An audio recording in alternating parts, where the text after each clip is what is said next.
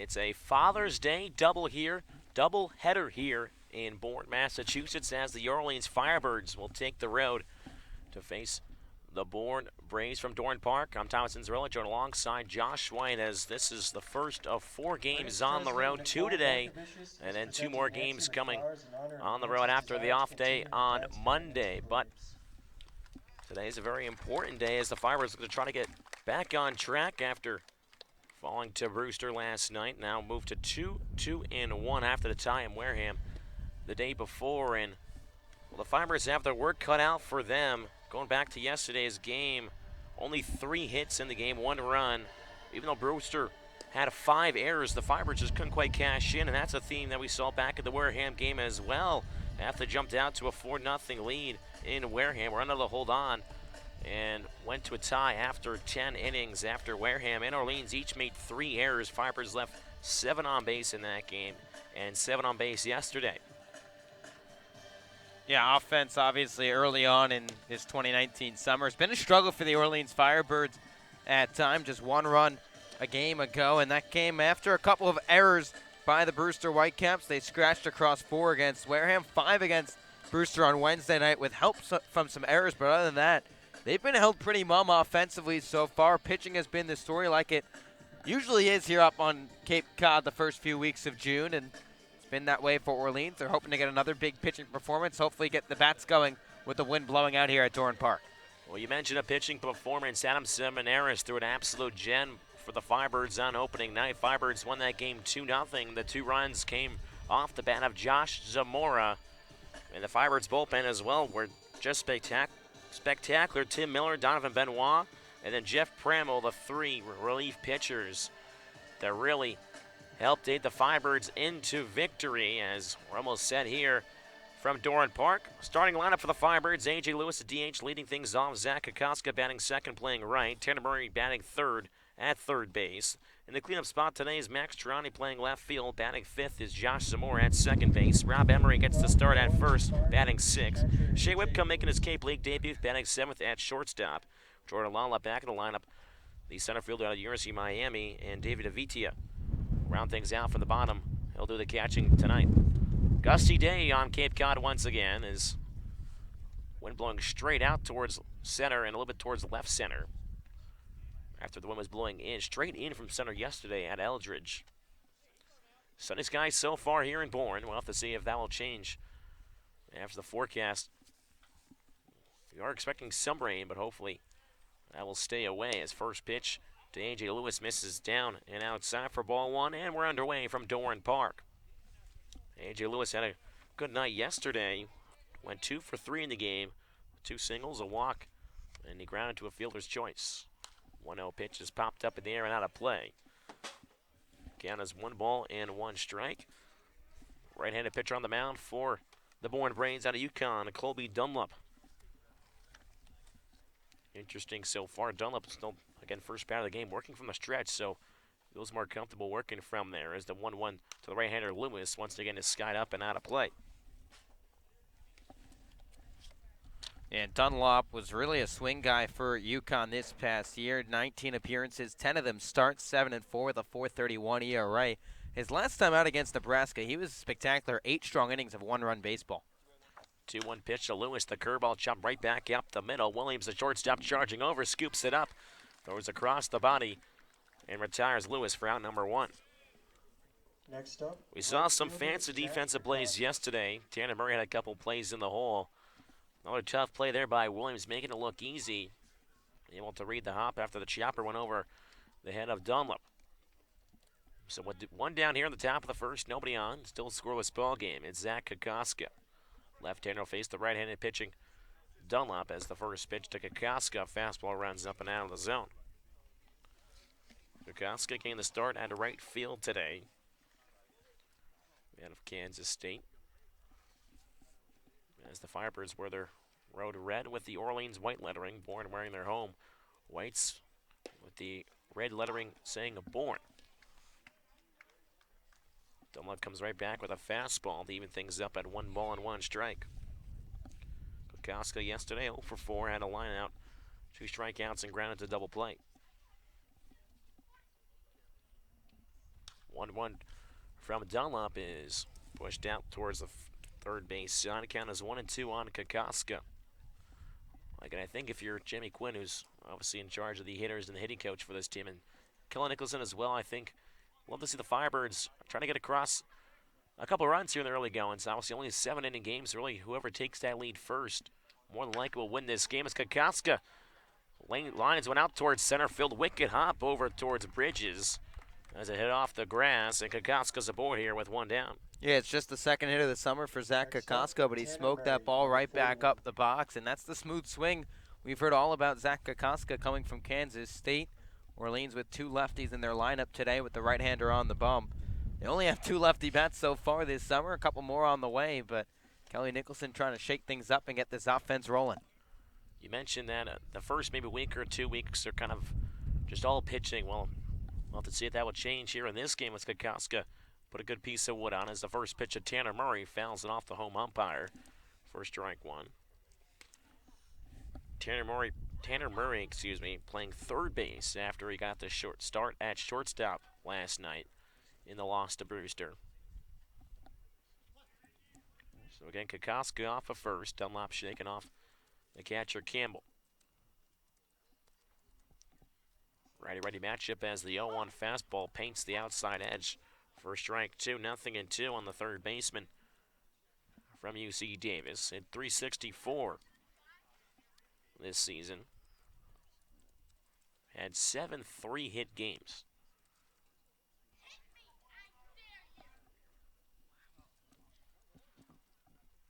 Dunlop comes set from the chest. The 0-2 pitch. Murray hits one high in the out towards right field. Burleson will take a couple steps back as he retreats, but able to make the grab for the second out.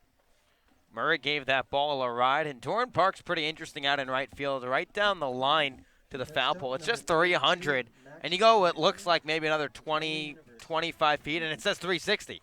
So there is a extreme, just straight line that goes into right center field, and Murray hit it that direction. Doran Park, interesting spectacle for sure, especially with the wind blowing out as Max Triani will step in from the right side, the cleanup man in today's lineup, as we'll take a first pitch fastball, first strike one. Triani getting the start in left field, has played a little center field the last couple games. As Dunlop glances over at Kokoska after first, as now a snap throw over there, but back in safely as Kokoska. Again, Kokoska singled with one down the inning as Murray just flew out. Again, so 2 outs here at the top of the first, still scoreless game as off-speed pitch. Trani swings right over. Count is 0-2.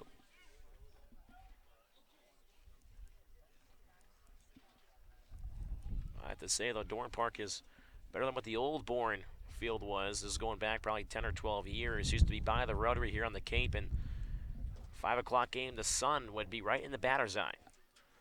As the 0-2 curveball to Troiani does not go around after the appeal by Campbell.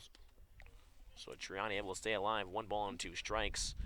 Another interesting thing about the old Bourne field was that the rubber and the home plate were a little bit off. So made things a little interesting.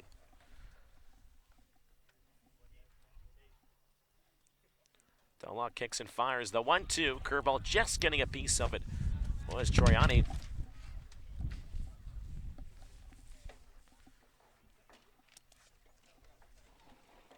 As he'll stay alive for another pitch here.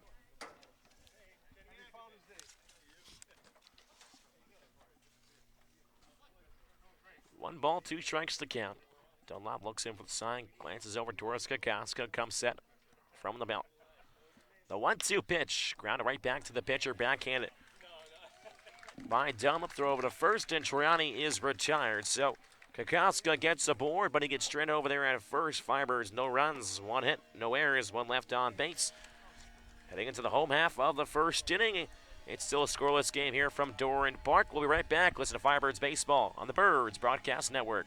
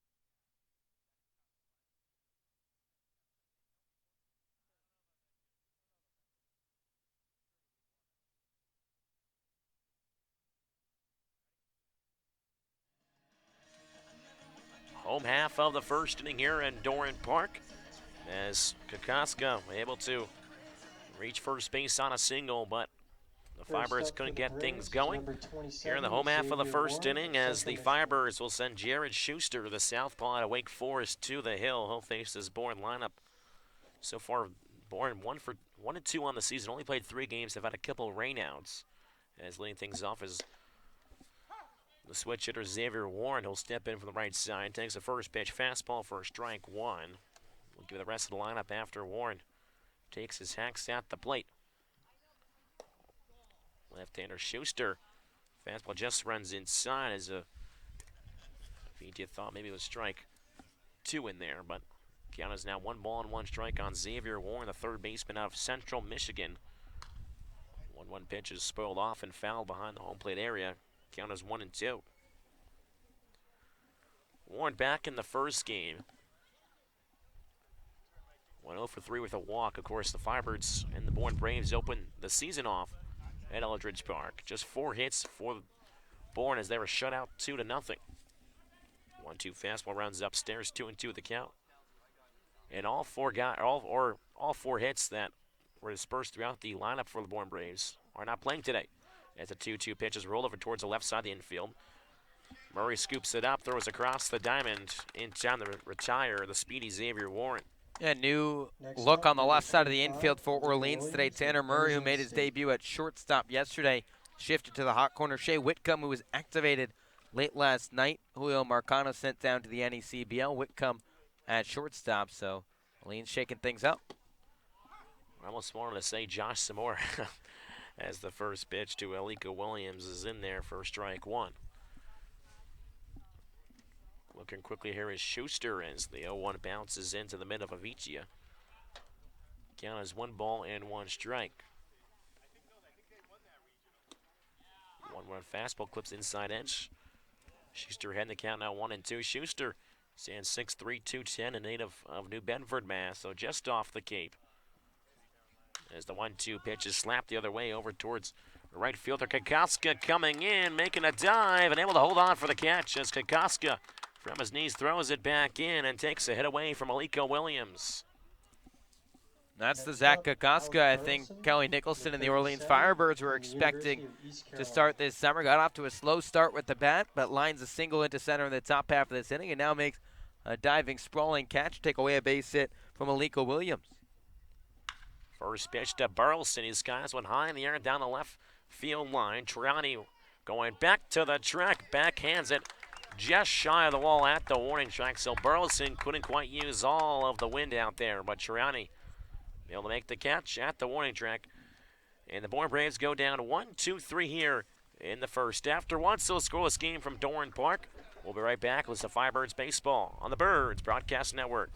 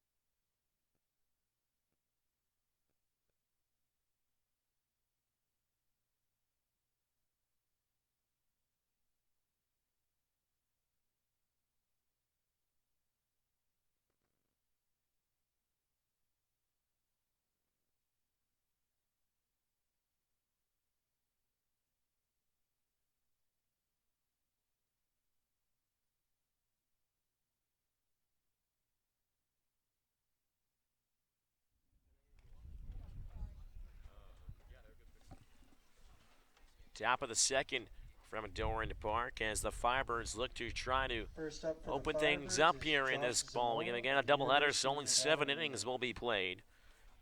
As Zamora, Rob Emery, and Shea Whitcomb, the 3 Firebirds do up in this inning as Kobe Dunlap will try to work another scoreless inning. Again, the right-hander from UConn. First pitch to Zamora showing bunt. in there for strike one. The third baseman, Warren, was playing back, as he now looks like he'll play on the grass as Zamora showed bunt the first time. Zamora had a 2-run home run that game. The Firebirds the lead and ultimately the win in the opening night against Bourne, as the 0-1 curve misses inside and count evens back up at 1-1.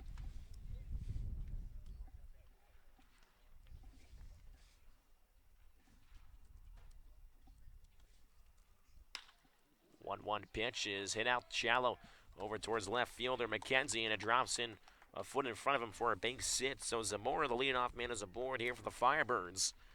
That's now their second hit in today's ball game. Rob Emery, number 22. Kokoska had the University first one in the of San first Francisco. with one down. He was stranded over at first. But Zamora's on here as the Firebirds will try to get things going. Again, a major key in these doubleheaders. Try to score early and often. Of course, 6 less outs to deal with if you hold the lead late in the game. First pitch to Emery is squeezed out of play, fouled back.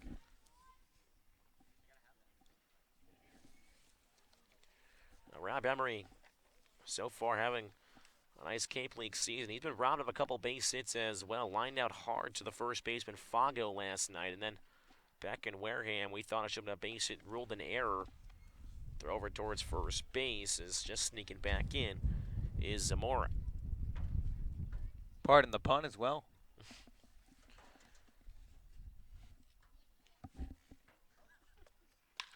As the 0-1 is hit sharply over towards the shortstop, Williams backhands it over towards Galenki at second on the first in time. A 6-4-3 double play used by Bourne, and they're quickly 2 down now in the top of the second. Next up, number 31, Shea Whitcomb of the University of California, San Diego.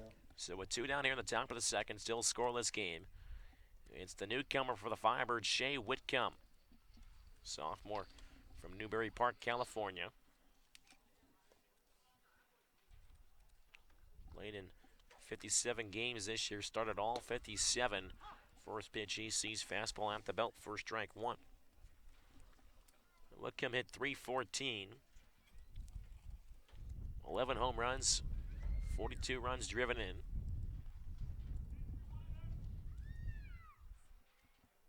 Had an on-base or OPS close to 1,000 as the 0-1 pitch is skied high in the air out towards left center field.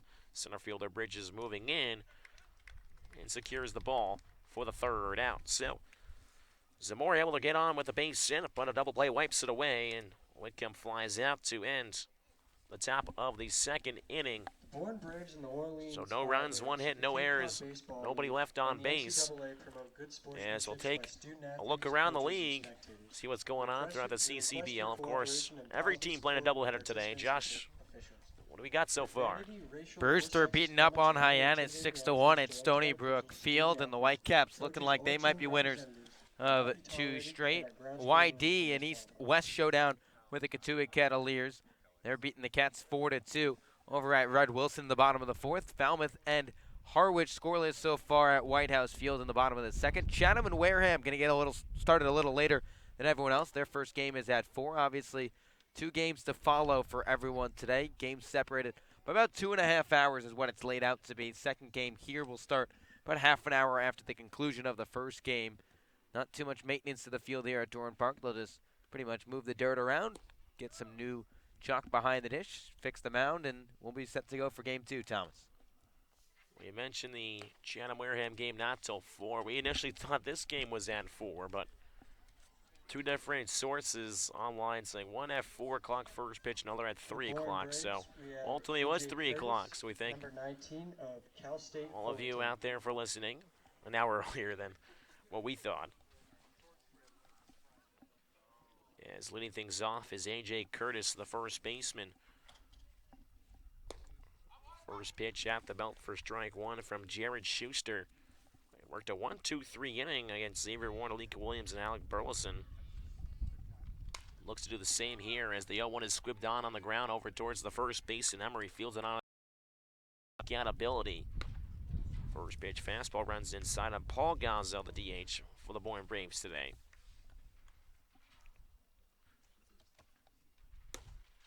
Comes Goes right back with the fastball at the letters for strike one. 1 ball and 1 strike. He's a guy that features a low 90s fastball. He's able to command as the 1-1 pitch, and Gazzo is sawed off as he shatters his bat from the top down. As he'll trot over towards the Bourne bench on the third base side. They got a new one. Yeah, I think what makes Schuster such a good pitcher, besides that he throws all these strikes, obviously, his wicked curveball is tough to go with. If you're ahead in the count and Jared Schuster comes up and he's going to drop that 12-6 curve, 94 Ks in 68 innings for the Demon Deacons. It's 12.4 Ks per 9. That's a pretty good mark, especially for a guy who was a true freshman pitching in a hitter's ballpark. Well, especially in the ACC, is a very tough schedule as the 1-2 pitch is fouled back. Count remains 1 ball and 2 strikes. He also features, you mentioned the breaking ball, also a changeup as well. As the 1-2 pitch cut on and missed. Fastball retires Gazzo. And there it is. Schuster records his first strikeout on Cape Cod. And they're 2 down here in the bottom of the second inning, still scoreless game from Doran Park. It is now the left fielder, Jake McKenzie. Step him to the right side, hits it off the edge of the barrel, a little squibble out towards the shortstop, Wickham. Fields it, throws across the diamond, and McKenzie is retired for out number 3. So just like that, 6 up, 6 down. Schuster has retired every single hitter he has seen so far. After 2, it's still a scoreless game between the Firebirds and the Bourne Braves. We'll be right back. Listen to Firebirds Baseball on the Birds Broadcast Network. Gift certificates, and of course 50%.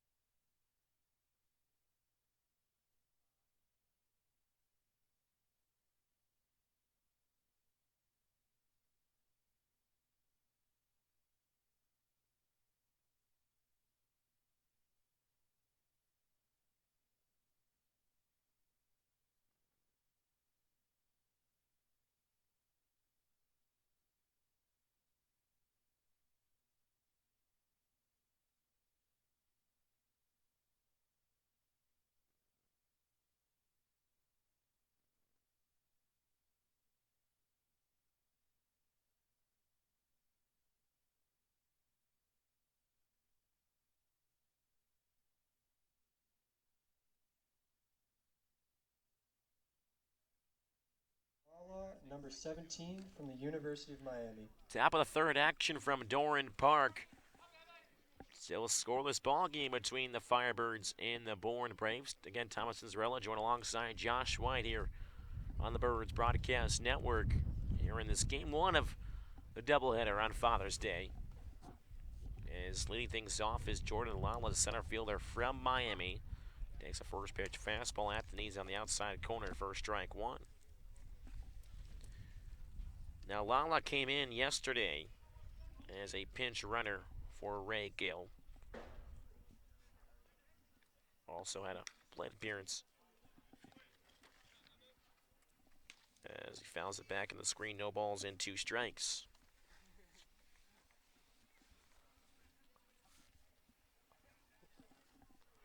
Lala was the leadoff man in the home opener against Bourne. Couple groundouts, a line out added to his name as the 0-2 misses down in the zone for ball 1. Lala steps out for a second, takes a couple deep breaths. Steps back into the left-hander's batter's box to face the right-hander, Dunlap. Works the 1-2 pitch, just misses high, a little outside. Lala able to work the count back even at 2-2.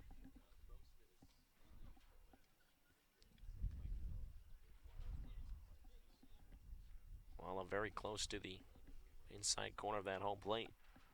Left foot all the way back on the corner as he pulls one on the ground towards the second baseman, Glowenke. Glowenke corrals it, and it will retire Lala over at first base for out number 1. here at the Up top of the next, number third. 20, David Avisha from Grand Canyon University. So now it's the 9-9 hole hitter, David Avitia. The catcher who was robbed of another base hit. We talk about Emery getting robbed the base hit. Avitia absolutely hit a rocket at the third baseman yesterday, in which would have scored a couple runs for the Firebirds as the first pitch he sees bounces in the dirt for ball one.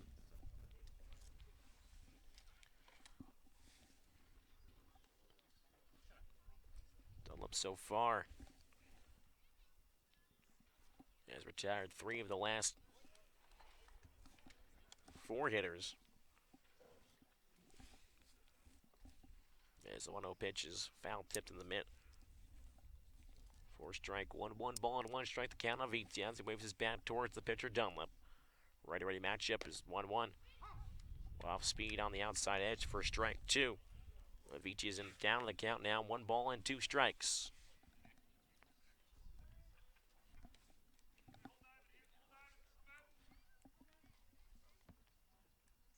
Dunlop works the curveball. This is foul right at the plate of Vitia. Just able to get a piece and stay alive for another pitch. I just felt a raindrop on me, but not quite sure. The sun is shining, but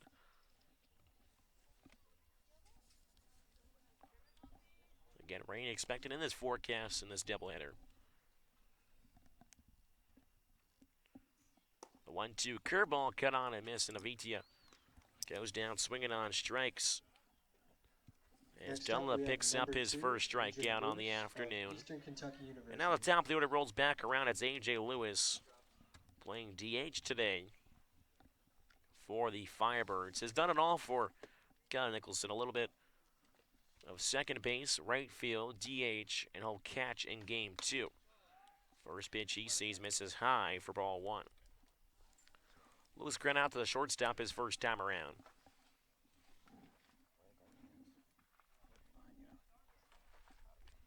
Again, top of the third here from Dorrance Park.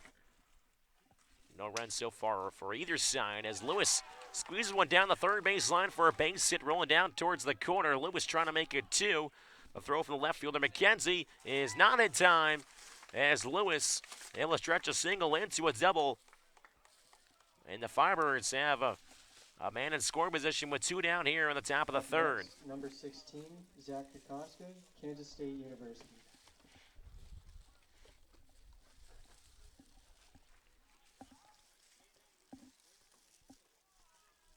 So Lewis standing off a second. It's Zach Kokoska.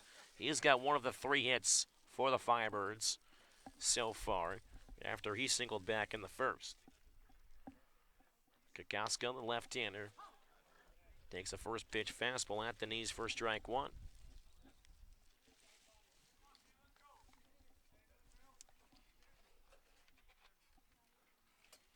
Kokoska waving his bat towards the pitcher, Dunlop.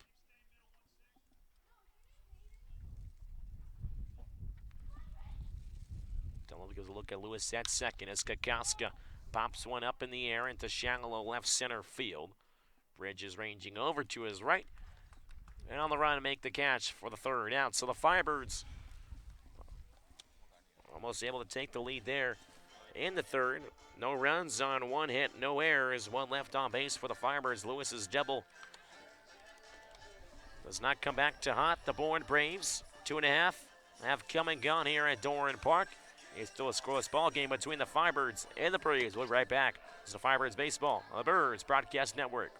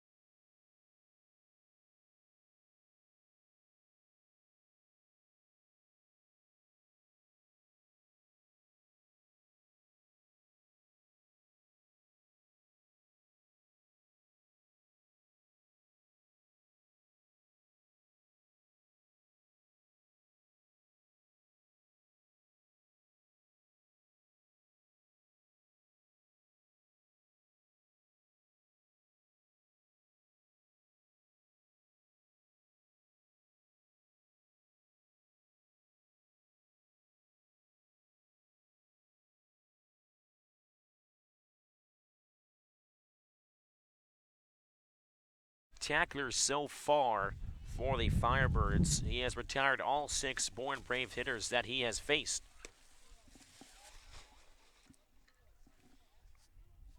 First pitch just misses for ball 1.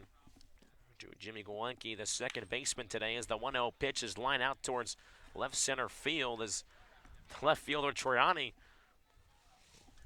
is out there able to make the grab. So a line out for Gawinski, and we've seen some defensive shifts now for the Firebirds as Troiani is well out there. He's almost behind the shortstop. Whitcomb out there. And so now move even just a little bit more behind Whitcomb.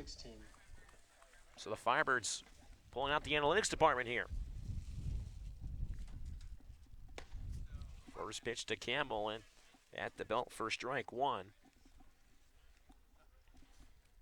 So Schuster has now retired the first 7 Bourne Braves.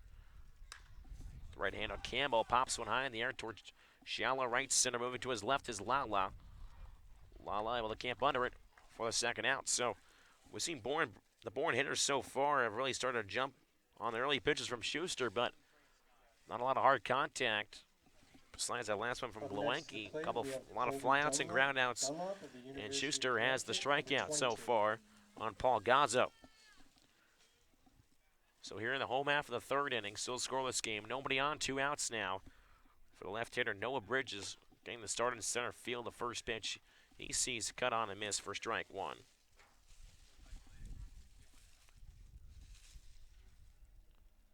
Lefty-lefty matchup as Schuster fires a fastball that just misses in for ball 1. Canavan's back up at 1 ball and 1 strike.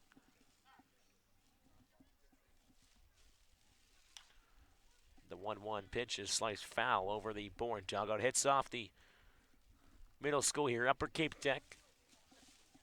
Home of the Rams, also the Bourne Braves. So count is now 1 ball and 2 strikes on Bridges as he chokes up on the bat. The 1-2 curveball cut on and miss.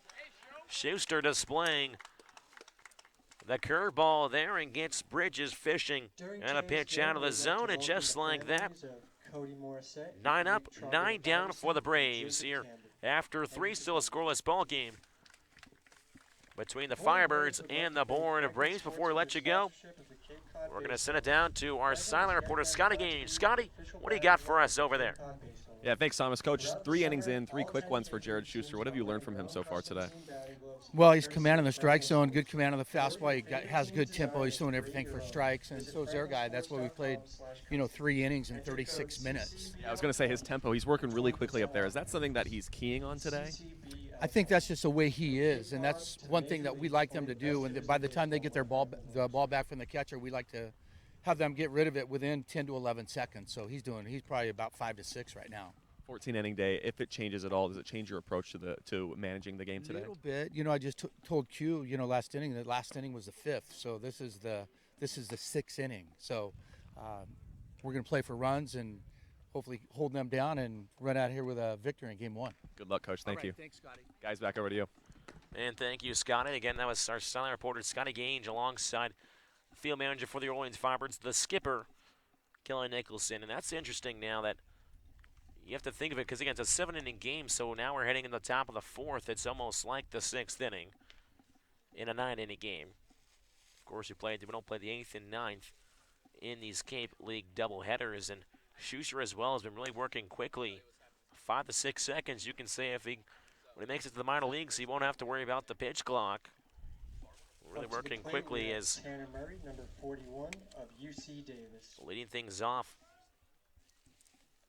for the Firebirds, it is Tanner Murray. Again, getting the start at third base tonight after he started at shortstop yesterday.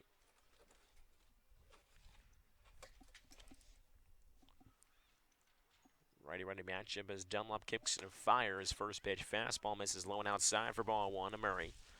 He was a fly-out victim his first time out. Again, Firebirds so far have left 2 men on base, just the one in scoring position, and A.J. Lewis, who got a 2-out double last inning. Firebirds so far with 3 hits as Murray fouls one back behind home plate. Count is 1 ball and 1 strike.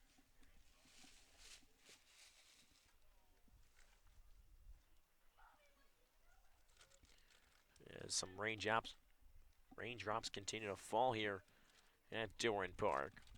Wind still blowing out towards left center.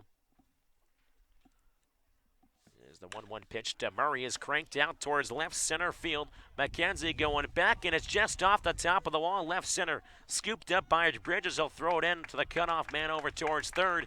And Tanner Murray giving away back towards the Orleans dugout with a stand-up double to start things off in the top of the fourth.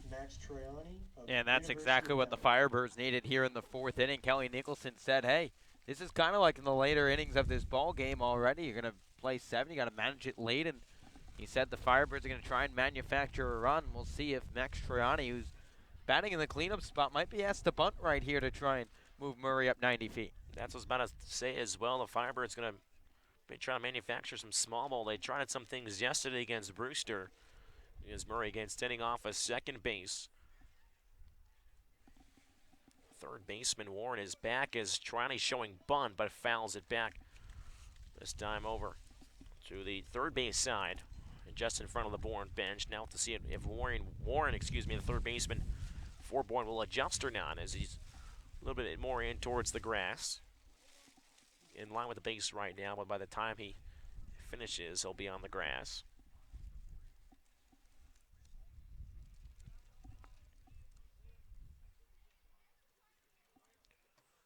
0-1 pitch to Troiani. Curveball misses down and in for ball one. 1 ball and 1 strike on Troiani is the count. Troiani grounded back to the pitcher in the first.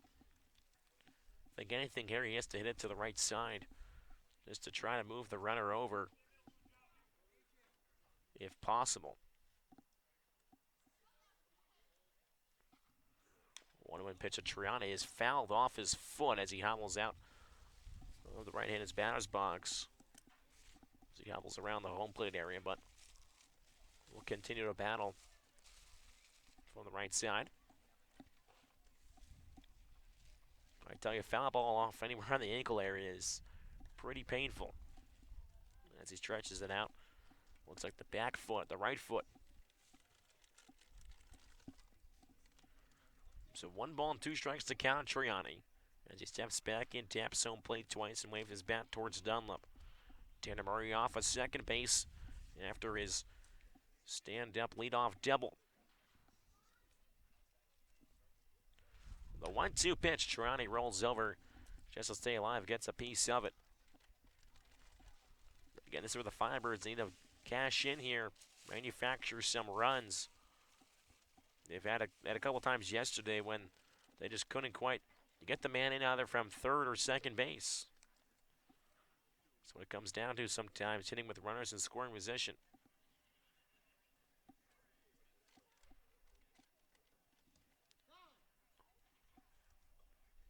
Time is called as Dunlap will step off the rubber for a second.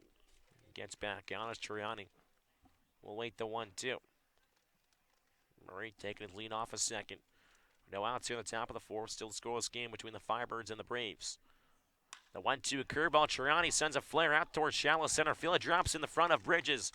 Holding at third as Murray gets the stop sign from the third base coach, Jamie Quinn.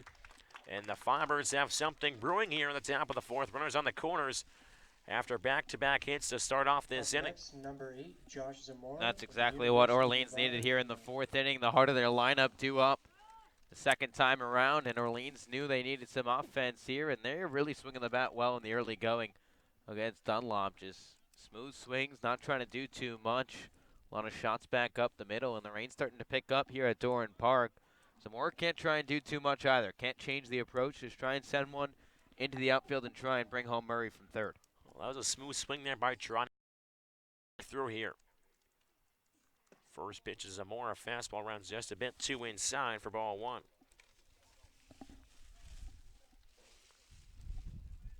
We'll have to see as well, especially if it continues to drizzle here, how will affect the pitcher Dunlap in the infield as well for Bourne. 1-0 pitch to Moore, fouls it off the brick behind home plate. I think another interesting aspect about Bourne Park is obviously most of the Cape League teams, I want to say, have a brick wall. Orleans and Chatham, 2 off the top of my head that do. but both of them have padding behind home plate. So if you foul him back off this brick, it's going to skirt right back to the pitcher almost. Whereas a lot of teams like Orleans and Chatham have padding back there to prevent that.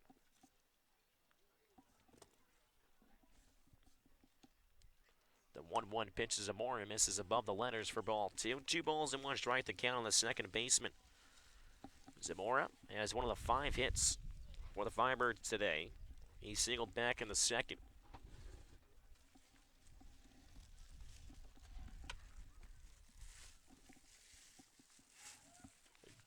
Jump throw over towards first base, but Troiani again retreating back, diving back in.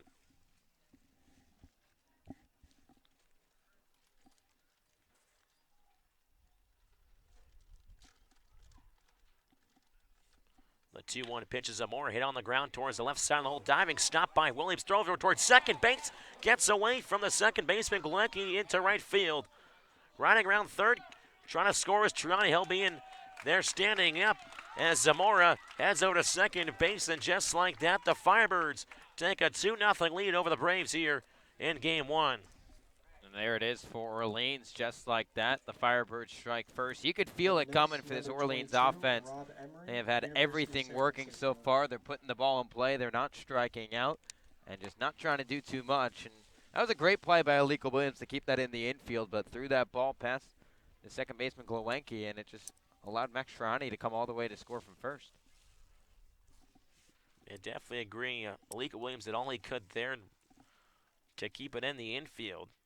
As Zamora stands off second, first pitch, Emery Easy as he muscles one out into shallow right field. It drops in for a bloop single. Emery hold up at first base as the throw comes back in quickly. And Zamora over at third base as well. So runners on the corners now. With still nobody out here in the top of the 4th inning as the Firebirds now lead 2-0. They have 7 hits in this game so far.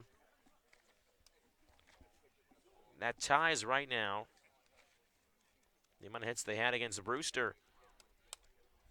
But also they're so far, the most hits they had in a game this year is 8. So they've almost matched that in 3+ innings. Yeah, this Orleans offense, again, very different approach that we've seen in this ball game compared to the first 5. And the Firebirds, again, simple approach at the dish, just line drives, hitting it right back into center field. Josh Zamora hit the ball hard to the left side. Alika Williams somehow found a way to keep it in the infield, but here are the Firebirds coming offensively, and still nobody out in this inning.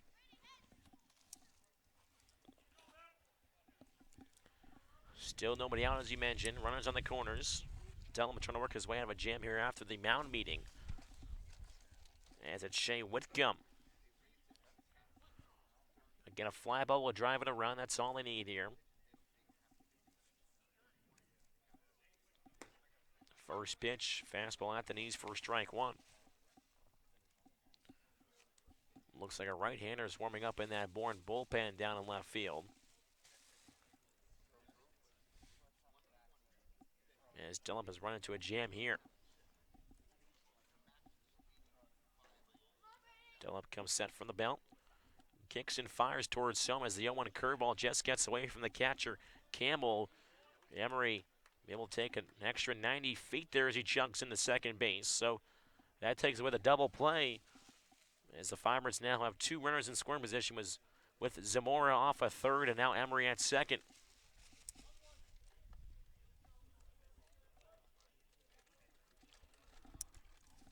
One ball and 1 strike to count on Whitcomb. Jordan Lala stands on deck for the Firebirds. The 1-1 to Whitcomb. This is a hard chopper. Foul down the third base side to the left of third base coach Jamie Quinn. So count as 1 ball and 2 strikes on a Whitcomb.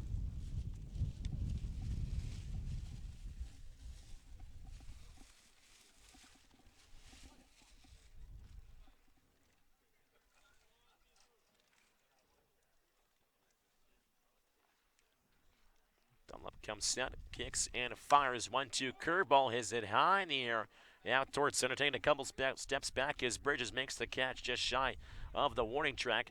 Zamora tagging up from third. He's in safely. Emery as well, taking another 90 feet as Warren cuts the ball off halfway between second and third.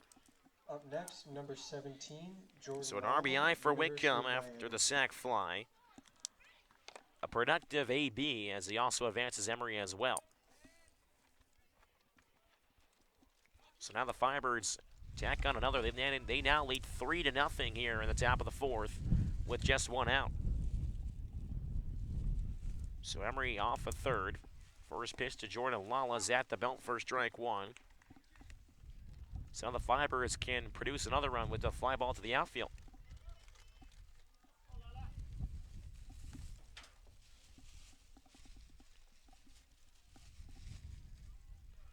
The 0-1 from Dunlap. Lala hits it hard on the ground at the first baseman. Curtis snags it, steps on the base himself, takes away a hit and an RBI by Lala. Up And next, now there are number 2 20, outs in the David inning. Avisha, Grand Canyon University. And Jordan Lala just got robbed of a base hit because he smacked that ball. That was tailing for the corner if that gets under the first baseman, Curtis. And what a play by Curtis. Got back up, looked back the runner to third, and Orleans still threatening though. So now it's the 9-0 hitter, the catcher, David Avitia. First pitch fastball at the knees, for strike one. So 2 outs here in the top of the fourth. One pitch to Vita, gets away from the catcher. Campbell Emery coming home. As Campbell was unsure where it popped up after he tried to block it. And Emery able to come home safely. So now the Firebirds on a 4-run cushion as Emery is able to score.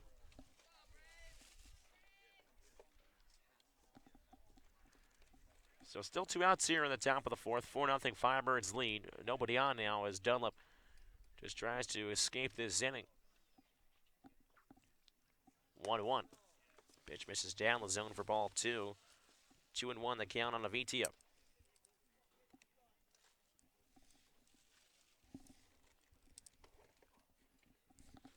Ball is marked as a wild pitch by the catcher Dunlap as a 2-1 pitch comes inside and plunks Avitia up on the inside shoulder as he'll just toss the bat over towards the first base dugout and trot over to first. Up next, number 2, A.J. Lewis, Eastern Kentucky University. So with still 2 outs in this inning, Avitia off of first, Darby Shapiro coming out to the mound, and this may do it for Dunlap, the right-hander, and it will as Shapiro, will go towards the bullpen as the Firebirds strike for 4 in this top half of the inning. Still only 2 outs recorded in this inning. Line so far, 3 2/3, 7 hits, 4 runs, 3 earned, no walks, and 1 punch out for Dunlap, of course. He's reliable for Avitia over at first base. So we'll step aside for a quick break as we wait the incoming pitcher. Again, Firebirds 4, Braves nothing. Listen to Firebirds Baseball on the Birds Broadcast Network.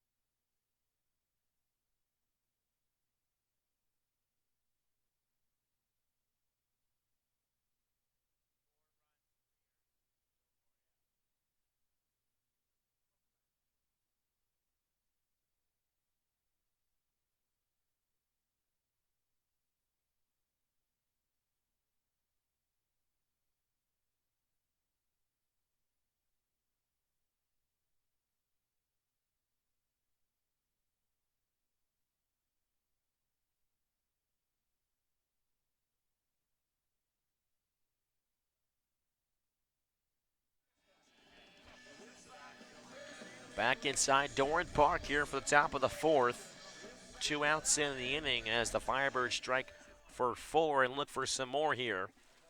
As Avitia stands off at first. New pitcher on the mound is Nick Iverson for the Braves. He pitched back on opening night. Pitched an inning, no hits, no runs, no walks, and one punch out. Called upon here by Harvey Shapiro to limit the damage to get out of this inning. A.J. Lewis, leadoff hitter, comes on as he slices one foul down the first base side.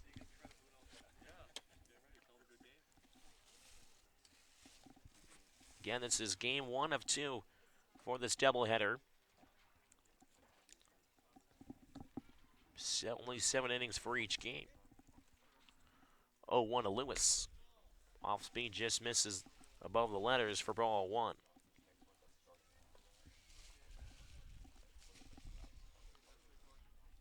If Kokoska can get to the plate, the Firebirds will have batted through their lineup in this inning.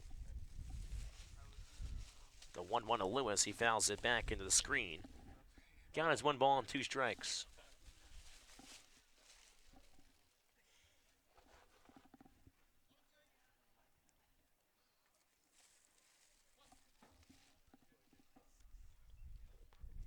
Lewis digs back in the right-hander's batter's box. A VT off at first. The 1-2 curveball. Popped up in the air behind the first baseman, Curtis, racing back to second baseman. Glowenke will erase Silver in fair territory on the grass and make the grab. So that is the final out, but not before the Firebirds put up 4 on the scoreboard. As the Firebirds again get 4 runs on 4 hits, 1 error, and 1 left on base after 3.5. Again, Firebirds 4, Braves nothing. We'll be right back. Listen to Firebirds Baseball on the Birds Broadcast Network.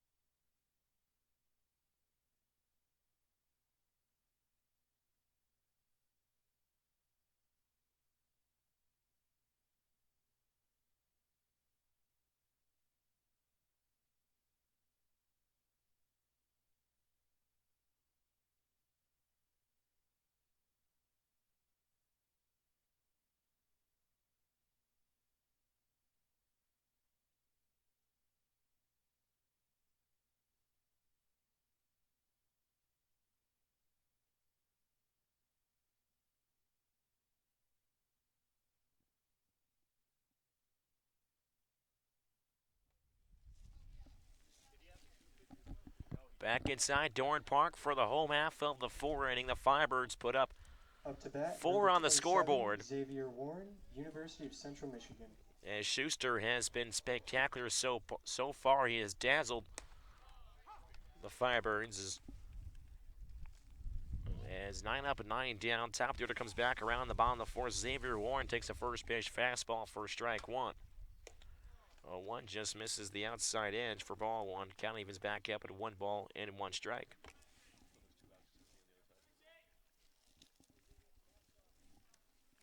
Schuster working quickly as the 1-1 just misses up and out of the zone as Scotty Gange, our center reporter, was interviewing Kelly Nicholson. Schuster about 5 to 6 seconds, in between pitches. Schuster loves to work quickly as the 2-1 once again just misses the outside edge. Some pitchers do that for feel, especially Schuster. He's in such a groove right now. Why not continue to work quickly? Against the Sounders, a 3-1 pitch misses down and in for ball 4. Warren able to work a leadoff walk to start things off in the bottom of the 4th. Up next, number 25. So now it's the 2-hitter, Aliko Williams, who made a nice diving stop back in the last inning, but unfortunately threw it into right field after made the diving play. As the right-hander swings the first pitch, he sees off the edge of the barrel and able to find the grass out in center field as it rolls in the glove of Jordan Lala. So after the walk a single by Alika Williams, and now the Bourne Braves have something brewing here in the bottom of the fourth. Next up, number 37, 2 men on with Alec nobody out. Burleson of Eastern Carolina University. It's the left-handed hitting right fielder Alec Burleson.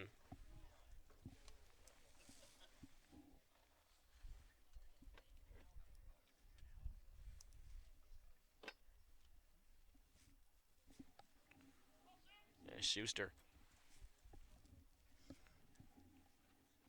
stands off the rubber for a second. Connects back to the rubber. Looks back. Warren at second base. High chopper, the second baseman to Zamora. Throwing a shortstop over to Whitcomb. Back over to first. A 4-6-3 double play induced by Schuster. And just like that, there are 2 outs in this home half of the 4th inning. Seems like Orleans can do no wrong today here at Doran Park. Schuster's dealing on the mound. The offense picked up big in the top half of this inning. And now the defense doing some nice things after struggling the last couple nights. So Warren still over at third base as a changeup there is cut on and missed by A.J. Curtis. The defense has looked spectacular for the Firebirds so far. Building that chemistry, especially the middle infielders. Another changeup at the letters for a strike. 2-0 and 2 now on A.J. Curtis.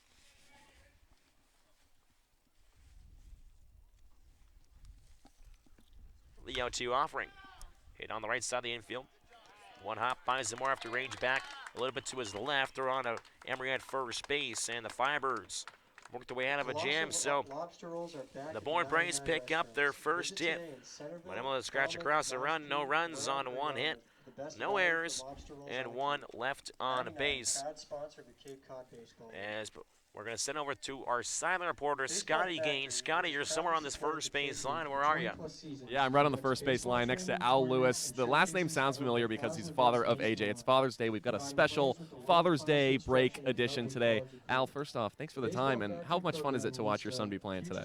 Oh, this is cool. I've always heard about the Cape Cod League, and just for him to be able to come up here and interact with the guys, this is real cool. You mentioned you got in here just about an hour before the game from Chicago, and here you are. You're here until Tuesday. You have a fun off-day schedule today. You get to watch him play 2 games, and then again on Tuesday. Right. Yeah, it'll be real nice. Tomorrow we'll see 2 games today, first of all, in front of the best talent really in college baseball. The other opportunity is I'm a big foodie, so get a chance to get some good Boston seafood and Get some chowder. get some chowder and whatever, everything, and then have fun with my son. Just spend some good quality time. Sounds like a special day. You know, probably growing up, it was all about going to brunch in the morning, being together. But now here you are in a completely different area. It's your first time on the Cape. It's pretty cool. It is pretty cool. Like you said, we've traveled all over Up to the plate, we the have country really since he's been 16, younger, Zach and DeCosta of and Texas State University. I'm more relaxed now than I've ever been with him playing baseball, and he's playing at the highest level right now. So this is pretty cool. It's amazing. Before I let you go, I got to ask you a message to all the dads out there on Father's Day. Hey, I just want to say that happy Father's Day to all the fathers out there. Make sure that you continue to love your family and take care of your family, and be the backbone and the key. So. Al, thanks so much for the time, and let's have a great day, guys. We're going to send it back to you. Appreciate you. Appreciate you. And thank you, Scotty. Again, that was the father, Al, of A.J. Lewis. A.J. Lewis having a good Cape League summer so far. Has an extra base hit. Add to his talents. Kokoska lines it on the right side of the infield. Jets gets through the hole. It was a line drive, but off the edge of the barrel, and Kokoska is aboard here to start things off in the 5th inning. And Tanner Murray of University if you want some good seafood, Cape Cod has it for sure. I'm sure we've explored some places throughout our summer so far. As Kokoska's aboard at first base, it's now Tanner Murray who will step in from the right side, taps home plate twice. Again, Nick Iverson on the mound, replacing Dunlap. As the first pitch Murray sees, pops one high in the air down the right side of the infield. Giving a look is Curtis, but he'll find the seats down in right field. Kokoska over at first base. Murray so far doubled and scored back in the 4th. Looks to provide some run support here for the Fibers. They own a 4-0 lead here in the top of the 5th. As the 0-1 is hit up the middle to Alika Williams. Dives flip on a second base. Heck of a play by Williams. Alika Williams showing the range up the middle. Flips it on to Next up, Glowacki number 32, for the force Max out at Troiani, second. University of Bentley. A lot of high-level defensive plays showcased the last couple innings here at Bourne Park. If think about all the defensive struggles the last few days between Orleans and their opposition, but starting to look like more like July baseball in the Cape rather than early June. Alika flashing another first pitch. Murray running down on as Glowacki trying to pick the ball after the throw by Campbell. Was to the left side of the bag, but Glowacki couldn't quite backhand and tag Murray at the same time. So Murray able to steal a bag and now stands on second base with one down here in the top of the fifth. Righty-righty matchup as Iverson gives Murray a look. Kicks and fires towards home. 1-0 pitch, just catches the bottom part of the zone for strike one on Troiani. 1 ball and 1 strike on Troiani. He singled and scored back in the fourth as well. Again, that was part of the 4-run fourth inning that has catapulted the Firebirds into the lead. Iverson kicks and fires once more. 1-1 pitch is a wave and a miss by Troiani. As Iverson is ahead in the count 1-2. Iverson out of Gonzaga. As mentioned, he pitched in the first game of the season against the Firebirds, so making a second appearance in the Cape and against the Firebirds. As the 1-2 pitch, Troiani reaches for and reaches it out, pushes it towards center field, waving around third, and coming home and scoring is Tanner Murray from second base. And just like that, the Firebirds have added to their tally here, making 5-0 Firebirds. Number 8, Josh Zamora. And this is the Orleans offense Kelly Nicholson has been waiting for the first 5 games. He gets it right here. And again, it's not any guy trying to do too much, hit home runs. It's just consistent line drives, ground balls, placed in the perfect spots. Hit it where they ain't, as they like to say, and the Orleans Firebirds have done just that today. Still one out in the inning as Zamora heads to the dish. As Troiani is checked on after the pitch towards home, miss for ball one. Snap down throw to first, but Troiani's back in safely. Zamora delivered an RBI.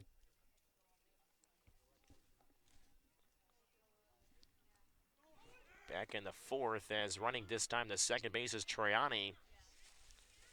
Firebirds right now wheeling and dealing with the running.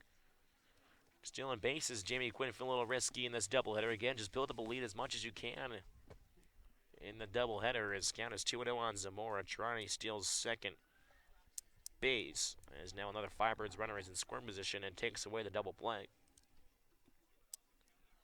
So Iverson looks into the catcher. Gamble gets his sign, comes set. The 2-0 from the belt. Fastball counts as the inside corner to the dismay of Josh Zamora. Steps out for a second, looks at the barrel of his bat. He taps home plate once.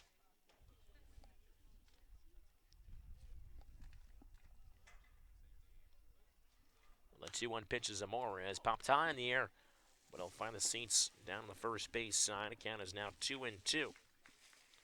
Again, 5-0 Firebirds lead. They have 9 hits, which is now the most they have had in a game this season. They broke the leader of 8 hits, which they had in YD.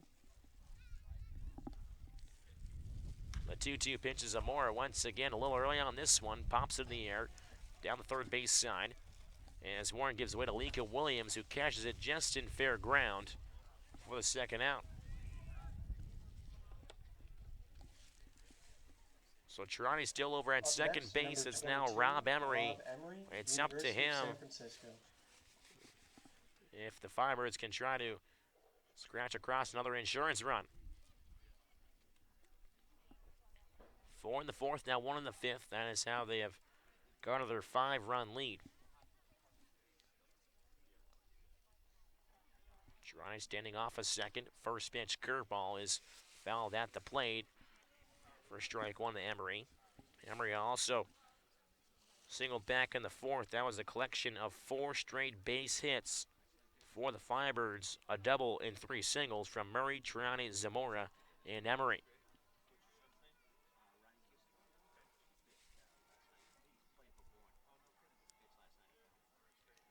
The 0-1 pitch, cut on a miss for strike 2 to Emery. 0-2 is the count. Emery straps the batting gloves, takes a deep breath, looks at the barrel.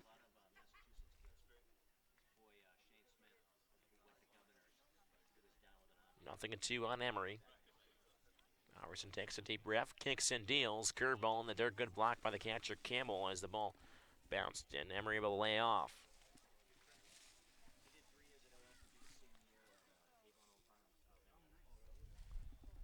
One ball and 2 strikes to count on Emery. Again, Trani over at second base as the Firebirds. As it looks like they'll call a balk on Iverson. As Trani is now awarded third base, so he's now just 90 feet from scoring. Yeah, everything just seems to be going Orleans' way today. Again, 9 hits, 5 runs. Jared Schuster on the bump has been excellent. Just only surrendering that 1 hit on the other side. This Orleans team is really showing what they can do this summer. As the 1-2 pitch is sent out towards shallow right field, coming in is Burleson. They'll make the catch on the run for the third out, but the Firebirds tack out another here at the top of the fifth. They now lead 5-0 over the Bourne Braves after 4.5. It's the Firebirds 5, Bourne nothing. Listen to Firebirds baseball on the Birds Broadcast Network.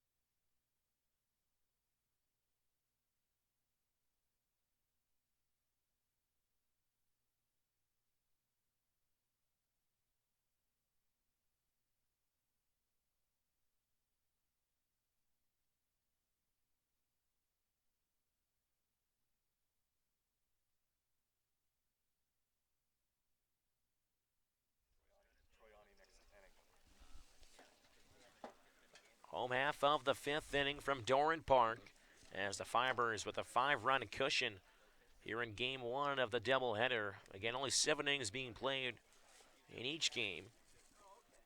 So the Firebirds in a comfortable position right now, especially with the left-hander Jared Schuster back on the bump for his 5th inning of work. First pitch to Paul Gazzo, bounces and hits off the shin guard of David Avitio for ball 1. 1 hit so far for Bourne. That took place back in the 4th as they left Xavier Warren over at third base. He worked a leadoff walk, then a single by Malika Williams with a double play, erased both those runners, and then a ground out left Warren at third. 1-0 pitch is fouled back and out of play for strike 1. 1 ball and 1 strike to count. Schuster so far just 37 pitches through 4 innings. Swing and a miss for strike 2 as Gazzo went fishing at a pitch out of the zone. Count is now 1-2.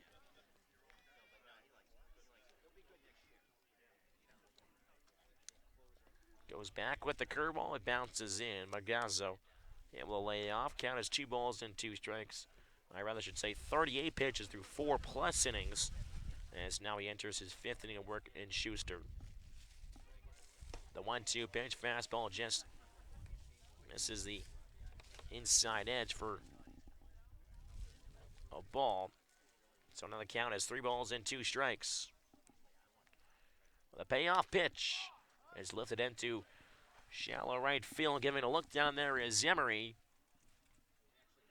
And we'll find the gravel down there and out of play. So they'll do it again at 3-2. Schuster, 28 strikes, 13 balls. He's been outstanding for the Firebirds in his first start on the game. And the sophomore from Wake Forest. Payoff pitch once more as Gazzo spoils that one and fouls it back to the screen just in front of us on the first base side.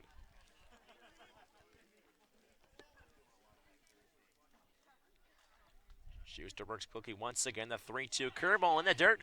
Did he go around? He does not, says the first base umpire. Close hold up there as Gazzo just able to hold Next up. number 2, Jake McKenzie, Fordham University. So a walk is earned there by Gazzo to start things off. This is now Jake McKenzie showing bunts it high up in the air as Emery comes charging in, but won't be able to make the catch. Too far out of his reach.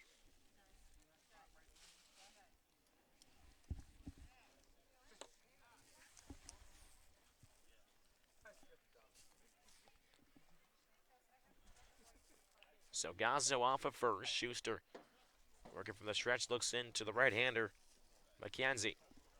Glances over at first, kicks and fires towards home as the 0-1 pitch is at the knees for a strike. 2-0 and 2 on the left fielder, McKenzie.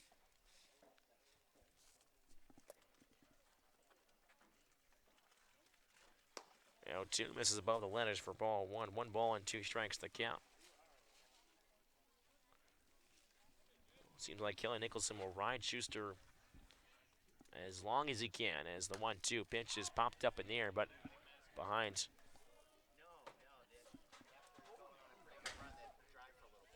Home plate here, so count remains 1-2. Yeah, I was going to say, you could probably run Jared Schuster 5, 6, 7 innings today in this first game. 1-2 pitch bounces in the dirt. Good block by the catcher, Vitia.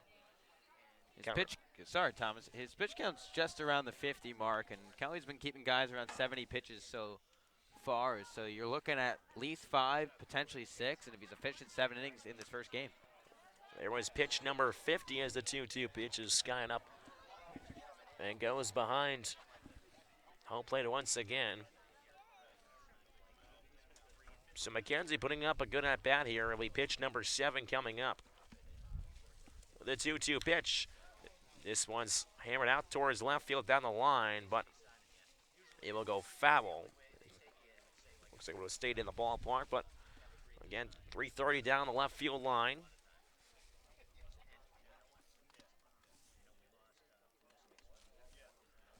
So Gazzo, after he was running on that pitch, will have to jog back towards first. Nobody out here in the bottom of the 5th inning. 5-0 Firebirds lead. Pitch number 8 to McKenzie. The 2-2. Curveball. Strike 3 call. Schuster has it working and punches out McKenzie backwards K-style. Up next, And he picks up his 3rd strikeout in the going. Dallas Baptist. Yeah, Schuster is looking good out on the bump, has only surrendered just 1 hit out there, working around a couple of walks. But this southpaw, a lot of talent on the bump, just trying to develop as a starting pitcher. First pitch is in there for strike 1 to Jimmy Glowenke.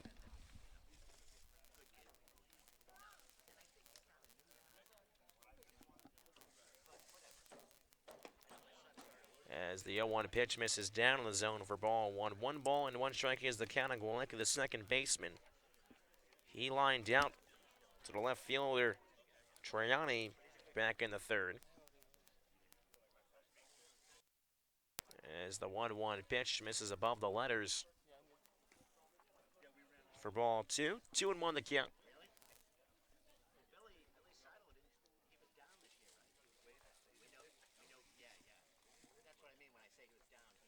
Schuster comes set from the stretch. Will kick towards home as he shatters his bat high in the infield. Tanner Murray retreats behind second base and camps under it as Glowenke shatters the bat, tosses the shard. Not happy about that one as he was sawed off there by Schuster. Up next, So after the leadoff walk, a strikeout and not a pop out issued by Schuster. So there's 2 outs here in the home half of the 5th. Again, 5-0 Firebirds lead, just the 1 hit so far for Bourne. Came off the bat of Alico Williams, the two-hole hitter. It's the catcher now. Jacob Campbell takes a first pitch fastball for strike 1.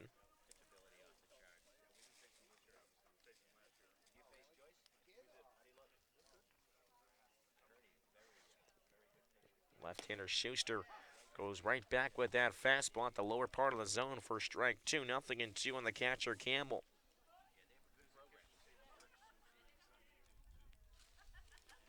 Campbell, the catcher from Illinois. We're finding Illinois as the 0-2 fastball pumps it upstairs, and Schuster retires Campbell on 3 pitches, 2 strikeouts in the inning. Make it 4 in the game. Bourne no runs on no hits, no errors, 1 left on base after 5. It's a 5-0 Firebirds lead, but before we go, we're going to send it down to our sound reporter, Scotty Gaines. Scotty, what do you got for us? Yeah, we got the Troiani crew over here. We've got Asher, the 11-year-old younger brother of Max Troiani, and Dave, Max Troiani's dad. First off, happy Father's Day to you. Asher, I'll start with you. It's fun to watch your brother play here in the Cape, huh? Yeah. He struggled the first few games, but he's got 2 hits, an RBI today, and a run scored. What have you seen from him playing? Well, like, we like to watch his games, and you mostly hit singles, and like, yeah. Yes, he did get a foul ball. Last night you were fighting for those, and you finally got one today. Yeah. It was tough last night. Lots of kids were here last night. Dave, being a Father's Day, you've probably grown up watching him play baseball maybe on these Sundays, but here we are, yeah, and this guy too, and here we are on the Cape watching your son Max play baseball, and play baseball very well today. How rewarding is that for you? This is like a dream, watching a kid play in a league like this on Father's Day. It's been great. Even if he did struggle past couple games, just fun watching him play and just watching the team. A lot of great, talented players. It's very fun. Very fun to have both you guys out here. And before we go, I told you there's going to be a special question at the end. Dave, if you were to say anything to the fathers out there today, to every father across the country, what would it be? Play ball with your kids, every minute you can, if that's what they like, whether it's baseball, football, basketball, just play with them. That's what we did. Probably played more with Zach and Max. Max is an older brother, Zach 2 years older, so a lot of baseball and doing the same thing with him. So that's it, play with your kids. It's a lot of fun. You never have the chance again. It comes once. Thanks so much, you guys, for the time. Happy Father's Day to you. Let's enjoy some baseball, all right? Guys, we're going to send it back to you. Appreciate it. And thank you, Scott. Again, that was our sign reporter, Scotty Gaines, with the Troiani family here at Doran Park in Bourne. Top of the 6th, 5-0 Firebirds lead as the 1-0 pitch. This is for ball 2 allegedly, but the catcher Campbell saying that it hit off the knob of Shea Whitcomb.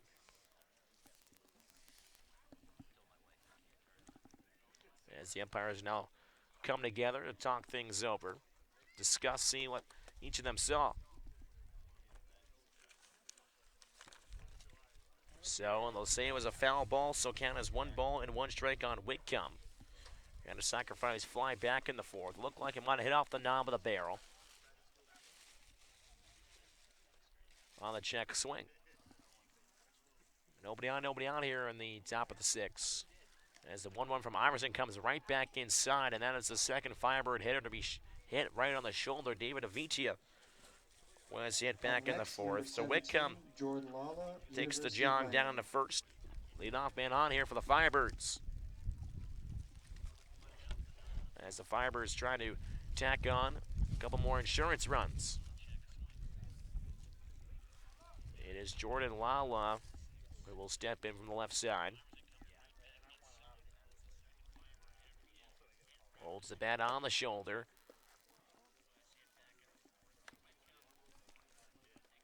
As the first pitch to Lala misses for ball 1.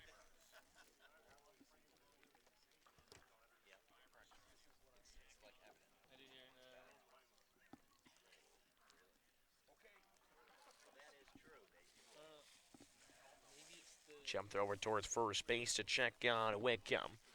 Back in safely is Whitcomb.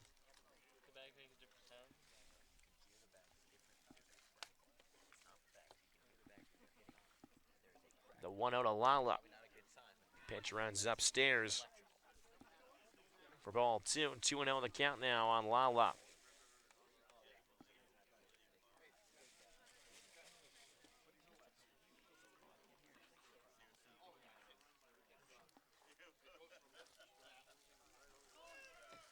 2-0 pitch running over towards second. Pitches in there for a strike. Throw down over to second base. Just sneaking in there is Whitcomb. Throw beat him there, but able to avoid the tag. As he's able to steal a bag now over at second. However, Shapiro has some words for the umpire now at third base as he trots back over. So Whitcomb over at second. Lala count 2 balls and a strike.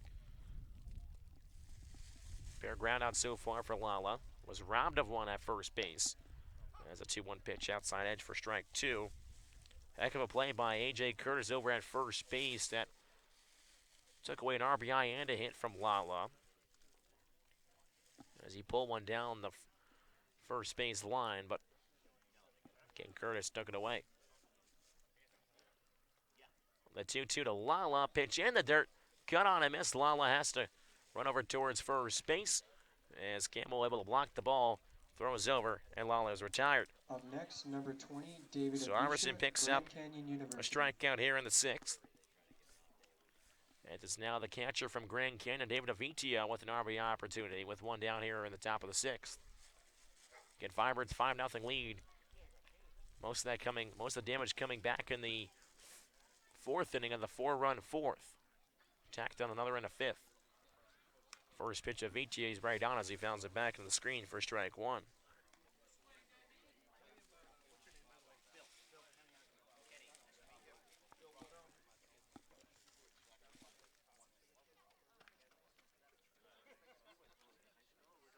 Iverson looks in towards the catcher, Campbell. Gets a sign, comes set. The 0-1 pitch, curveball just getting a piece of it as Avitia as he grounds it down the third base side, foul. Count is 0-2.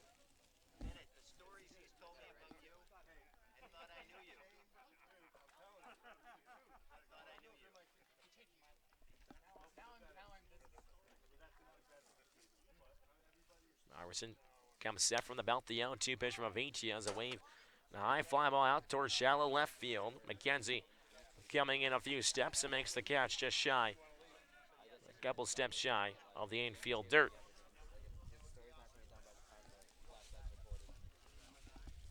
Up next, number 2, A.J. Lewis. So now 2 outs here on the top of the 6th. Over at second base is Shea Whitcomb, who was hit by a pitch then stole a bag, but a strikeout, now a fly out. Have put the Bourne Braves just an out away from preventing another run from coming in as A.J. Lewis turns his shoulder in to avoid getting hit by a first pitch curveball. Count is 1-0. Again, so far, Firebirds 5 runs on 9 hits, no errors. Bourne, no runs, 1 hit and 1 error. 1-0 pitch to Lewis is fouled back to the screen. Count is 1 ball and 1 strike. Our side reporter spoke with AJ's dad, Al, last inning, making his way to Cape Cod. AJ so far, 1 for 3 with a double. As the 1-1 pitch hits off the knob of the barrel, as it trickles out towards the pitcher, Iverson, but it's a strike. Foul ball. So 1-2 the count on A.J. Lewis. Steps out, takes a deep breath, readjusts the batting helmet as Old Blue umpire cleans off home plate. Whitcomb standing off a second. 2 outs here. The top of the 6th, 5-0 Firebirds lead. Iverson looks back at second, kicks and deals towards home. 1-2 curveball at the knees on the outside edge for strike 3. And that is how the top of the 6th will end. Firebirds, no runs on no hits. No errors, 1 left on base. As our side reporter Scotty Gage, in honor of Father's Day, has been interviewing a couple of dads here at the ballpark today, and we'll send it right back to Scotty Gage. Scotty, who are you with? For the winner of Paw Sox tickets, the winning ticket number is 02344745. For the winner of the Woods Hole Cruise in Martha's Vineyard, The winning ticket is 02. And it looks like we're having some trouble reaching our side reporter, Scotty Gage. It is raining here The winning of the at Doran Park. Maybe some technical difficulties. So we'll step aside here in between the top half, or they mean the bottom half of the sixth inning. After 5.5, Firebirds 5. All winning tickets will be placed. Bourne nothing. This is Firebirds baseball on the Birds Broadcast Network.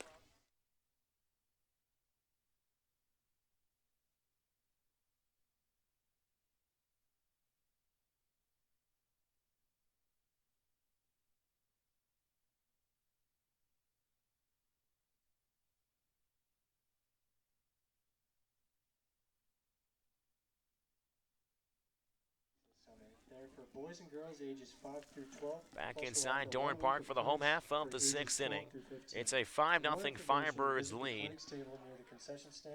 As we had some Visit our technical website at difficulties reaching Scotty Gage, but we have now found him again, and all is well. So we'll send it down to Scotty on the first base side. Scotty, who are you with? All right, we've got some special guys here right now. I'm going to let you guys introduce yourself.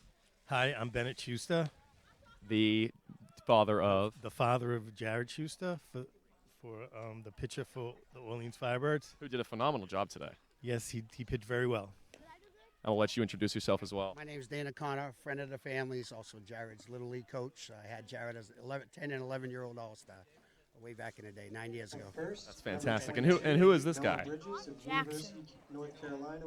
I have no idea. Jackson, we'll talk to you later. This is a special interview. Come on, Jackson. I want to ask you about Jared today and watching him play on Father's Day. How rewarding is that for you? It's awesome. I mean, especially he's playing down the Cape, and I would, as a young kid, you always think of your kid doing something like this someday, and to see his first game down the Cape on Father's Day, it couldn't have worked out any better. You watched him play in Little League, and here he is on the Cape dealing today. What a cool experience for you. Unbelievable experience. I always expect him to do well. He's always been ahead of his time, and he did great today. He was throwing hard, changeup was working, slider, everything was working, so he looked great. So much fun to watch him play. And before we go, I've got to ask you a message to all the fathers out there today on Father's Day. Just have a great day, take it easy, and enjoy life. Take one day at a time. One day at a time. We're enjoying life out here. It's a great day. Jared Schuster had a phenomenal day today. You guys, thanks so much for the time. Guys, we're going to send it back to you for some baseball. And thank you, Scotty. After a bunt single by Noah Bridges, runners on the base paths this year have not had a good time out there as Avitia guns down Bridges right after he reaches base as the 0-1 pitch misses for ball one. 1 ball and 1 strike on the leadoff hitter, Xavier Warren. It's been that type of day for Bourne, just 2 hits.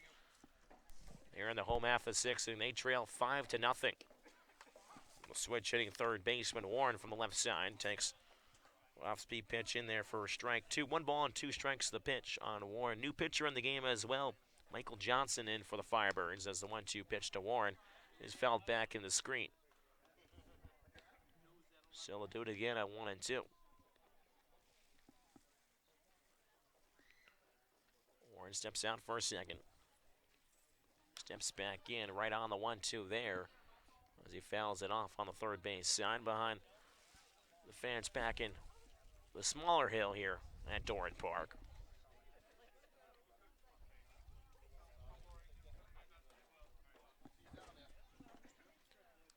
As the 1-2 pitch runs inside on Warren. As he'll take his base after it runs up on the shoulder area. And the speedy leadoff man Warren now makes his way into first base with 1 down here in the bottom of the 6th inning. Again, only 7 innings played in these doubleheaders. This is game 1. So the dual-hitter, Lika Williams, who has one of the 2 hits for the Braves today, steps in from the right side. First pitch fastball from Johnson at the knees for strike 1.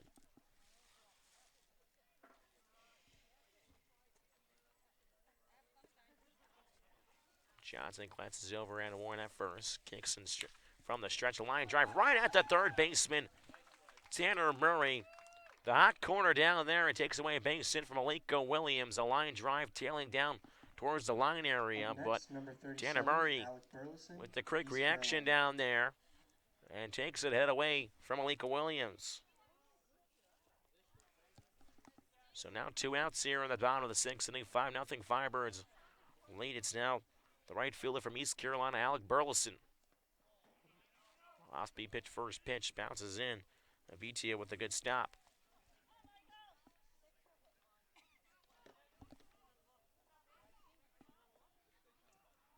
Johnson takes a deep breath, against the sound he wants. Kicks and fires towards home as Burleson rolls over one there towards the second baseman Zamora. Fields it on a 2-out. Sidearm throw over to first base to Emery in time, and Burleson is retired. So the Bourne Braves come up empty-handed once again. No runs on one hit, no errors, and one left on a base. 6 innings have come and gone from Doran Park. It's the Firebirds 5, Bourne nothing. We'll be right back. Listen to Firebirds Baseball on the Birds Broadcast Network.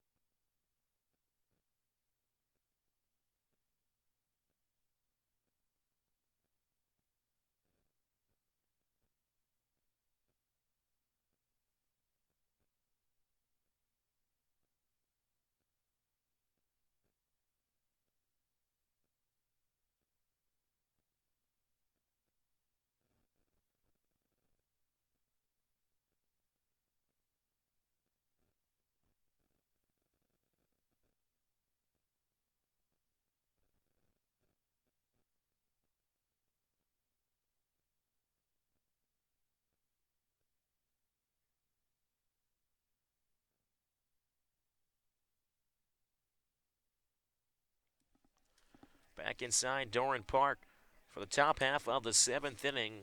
It's the Orleans Firebirds 5, the Bourne Braves nothing. New pitcher on the mound for Bourne is the two-way player, Shane Muntz. He had 2 hits out of the 4 for Bourne in that first game back at Eldridge. And now he's doing with the arm now, not the bat, as he tries to retire the Firebirds in order. As he'll have a difficult task. It's the 2, 3, 4 hitters in this Firebirds lineup. It's Zach Kokoska. Hard to keep off base today, 2 for 3 with a pair of singles. Singles in the first and the 5th inning. Firebirds again, 4 runs in the 4th, 1 in the 5th. 5 runs, 9 hits, no errors. Or Bourne, no runs, 2 hits, and 1 error. One's working from the windup. First pitch to left-handing hitter. Right fielder Kokoska pops it up down the third base side. Warren giving it a look down there, gives Wayne McKenzie, but just getting out of play.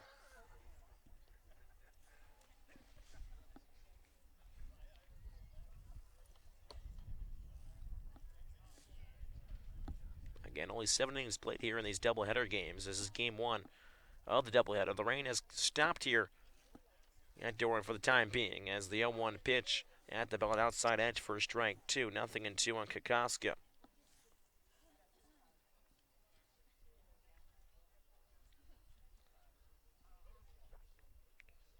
As he waves his bat towards the pitcher, Muntz. Time is called by Kokoska as Muntz and Campbell couldn't quite get on the same page. The 0-2 pitch rolled over on the right side of the infield. Backhand play by Kurz. Hops up on him. A hop on the lip of the infield, and Kokoska reaches first. As the Firebirds have a leadoff man on in the 7th inning. We'll have to see how that one is scored.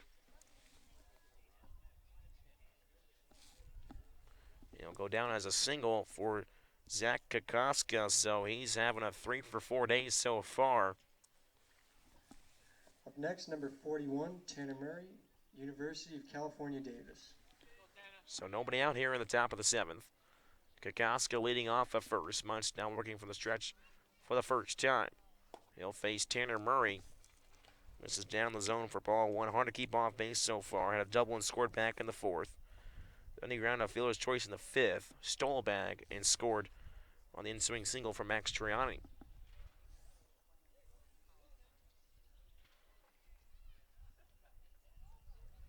The 1-0 pitch, Murray showing bunt as he bunts it down, but it's off the edge of the barrel a second time and trickles out behind home plate. So count is 1 ball and 1 strike on Murray. That's Kelly Nicholson. Wanted Murray to hit, not bunt. Obviously, it's up to sometimes the discretion, but Kelly said, swing away. The 1-1 to Murray. Slider misses the outside edge for ball 2. Murray's had the count now, 2 balls and 1 strike.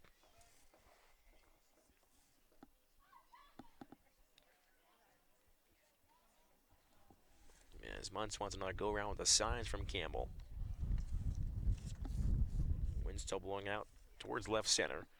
As a 2-1 pitch to Murray. Fastball runs off the plate for ball 3. 3 balls and 1 strike to count on Murray.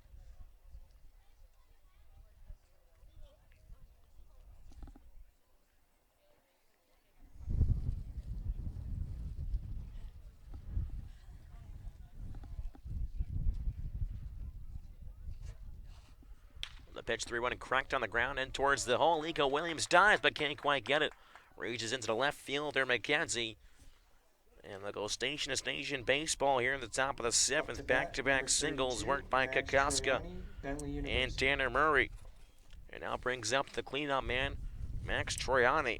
He's already got an RBI added to his name today. RBI back in the 5th. He's got a pair of singles as well. Also scored in the 4th. So a little bit of everything for Max Triani in the box score. Runners on first and second, nobody out here on the top of the 7th. Fibers 5-0 lead as Muntz looks back towards second, kicks towards home as the curveball gets away from the catcher, Campbell. And advancing another 90 feet are both Kokoska and Murray. So now runners on second and third, still with nobody out here in the top of the 7th. Takes away the double play ball. They're trying to limit the damage. As Toronto's still stretching out the right foot. He fouled one off his right foot earlier in the game. Stretching it out before he gets back into the batter's box.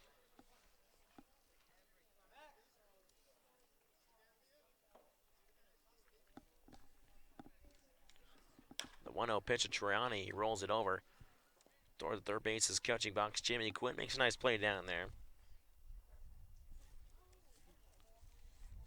So kind of evens back up at 1 ball and 1 strike.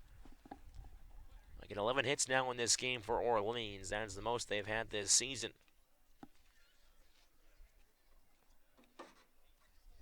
The 1-1 of Triani. Pitch misses low and outside for ball 2. Count is 2 balls and 1 strike.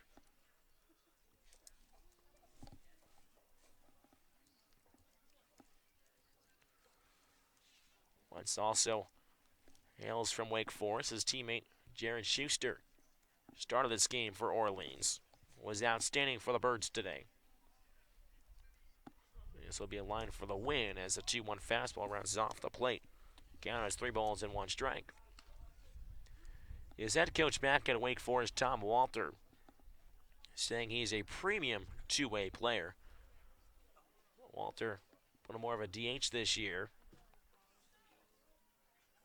It's always cool to see guys showcase their two-way playing skills as Triani cranks the 3-1 pitch high in the air out towards right field. Burleson just shy of the warning track. Triani just missed that one as tagging up from third to home is Kokoska. He's in standing up, but also tagging up from second is Tanner Murray. So Triani picks up another RBI here, and the Firebirds add another run to the run column. They now lead 6-0 here in Bourne. Season high in runs for Orleans in the early going. Season high in hits for the Firebirds as well. And this is probably the best performance we've seen from Orleans in the early part of this summer. They've done everything really well. They've pitched great. They've played a great offensive game. And even the defense has turned a couple plays. No errors for the Firebirds today as the Off-speed pitch. First off-speed pitch to Zamora misses off the plate for ball 1.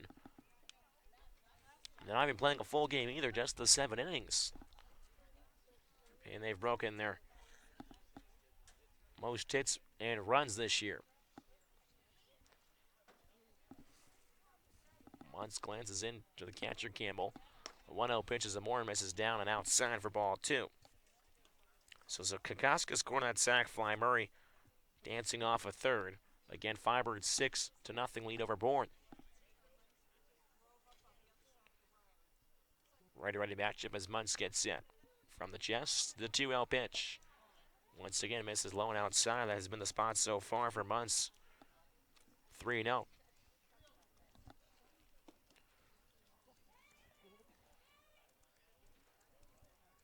Muntz did pitch 24 2/3 innings this year. 17 appearances, 1 start. There's a 3-0 pitch. Just a fastball right down Main Street for strike 1. Count is now 3 balls and 1 strike. Had 25 strikeouts in those 24 2/3 innings. As a 3-1 pitch, Zamora misses well upstairs for ball 4, and just like that, Zamora's aboard. With 1 down, the inning runs on the corners now. As the Firebirds continue to try to tack on a few more runs. Rob Emery, University of San Francisco. It's the first baseman from San Francisco, Rob Emery. He singled and scored back in that 4-run 4th inning.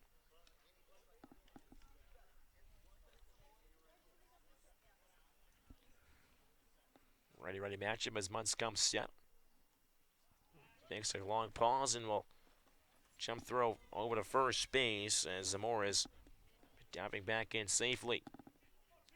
Right-hander warming in the Orleans bullpen as well. As first pitch to Emery runs upstairs for ball 1. Again, gusty winds here in Bourne. It is Cape Cod, of course. Right on the water. As the wind continues to blow out towards center field. The 1-0 to Emery. Fastball paints the outside black for strike 1. John Evans back up at a 1 ball and 1 strike. And we are actually, in fact, on Cape Cod still, unlike the other day at Wareham. And again, 7 of the first 9 games this summer for Orleans will be on the road, but they do not seem to be phased at all coming over to the west part of the Cape.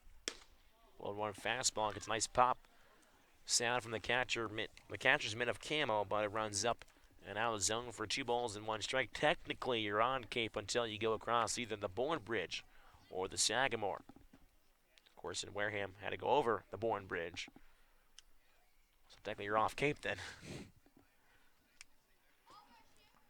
The 2-1 pitch. Emery thought about it, but pitch misses low and outside. Count is 3 balls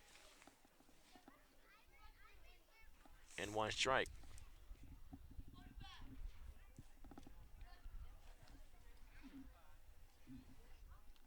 Muntz running into some trouble here for Bourne in this 7th inning.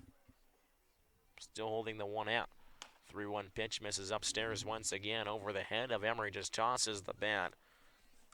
And now that's back-to-back walks issued by Muntz. As another mound meeting will take place as Muntz takes a walk around the hill. Bases are loaded here on the top of the 7th. 6-0 Firebirds lead. As Shea Whitcomb, the shortstop, making his Cape League debut. We'll look for some more insurance runs.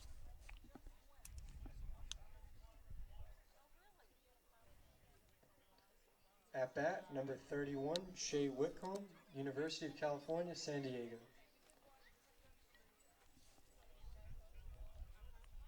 So Kokoska already in this inning after the sac fly from Troiani. Murray standing off at third, Zamora at second, and now Rob Emery over at first base. This middle part of the lineup has done most of the damage for the Firebirds today. Whitcomb already with an RBI with a sac fly back in the 4th. Scored 1 of the 4 runs in that inning. First pitch fastball misses down on the zone for ball 1.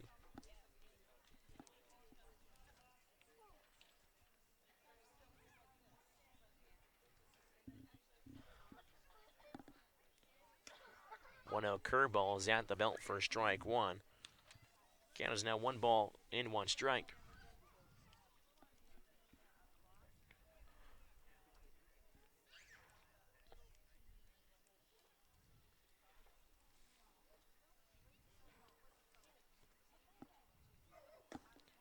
Right back with the curveball goes Munns. Catches the inside edge. Count is 1 ball and 2 strikes.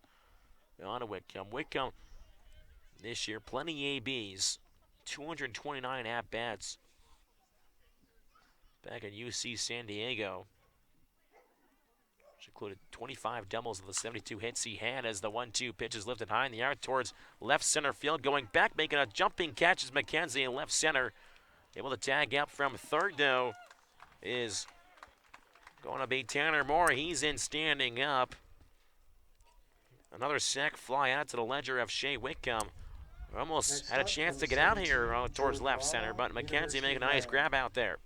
Good debut for Whitcomb today, 2 RBIs, and like you mentioned, it's been the middle part of this lineup, but really 1 through 9, they've gotten production from this entire Orleans squad, and again, a reason why they've put together 7 runs on 11 hits. So runners on first and second with 2 down. Jordan Lala takes the first pitch, fastball at the belt for strike one.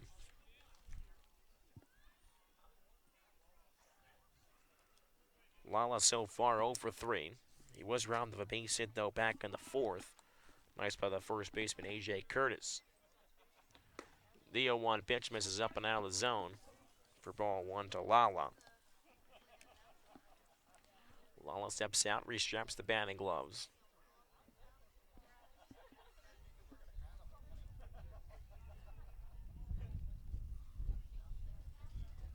He holds the back to Munns. Again, 2 outs here in the 7th inning. 7-0 Firebirds lead. The 1-1 pitch to Lala, pitch in the dirt. Corralled by Campbell as he goes down to the knees. Count is now 2 balls and 1 strike on Lala. Zamora standing off a second. Emery over at first after back-to-back walks that were awarded to them. 2-1 pitch, sky in the air down the left side of the infield as it looks like he'll find the seats as Warren gave it a look down there just in front of the Bourne bench, but goes a couple rows back.